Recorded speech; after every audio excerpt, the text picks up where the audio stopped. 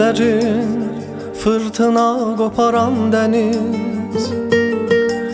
Mən çaşıb qalmışam sahildə sənsiz.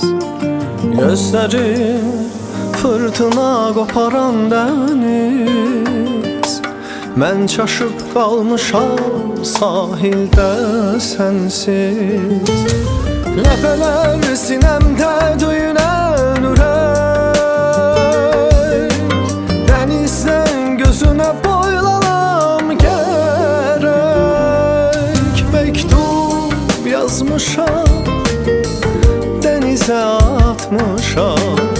Məktub yazmışam qəlbimdən sənə. Məktub yazmışam, dənizə atmışam.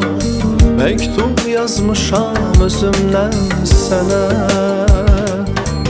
Məktub yazmışam, sevgində azmışam. Məktub yazmışam sevgimdən sənə. Məktub yazmışam, dənizə atmışam. Məktub yazmışam, çatacam sənə.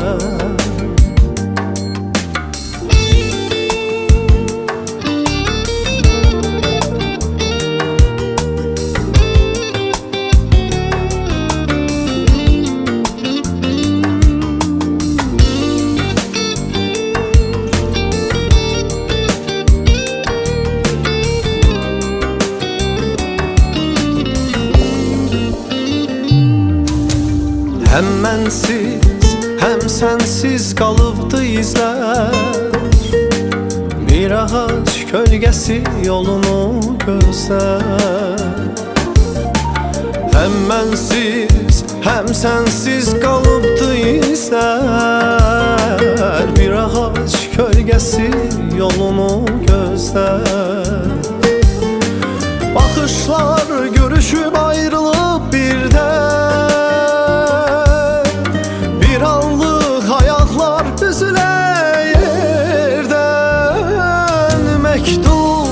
Yazmışam, dənizə atmışam. Məktub yazmışam qəlbimdən sənə. Məktub yazmışam, dənizə atmışam. Məktub yazmışam özümdən sənə. Məktub yazmışam, sevgində azmışam. Məktub yazmışam sevgimdən sənə.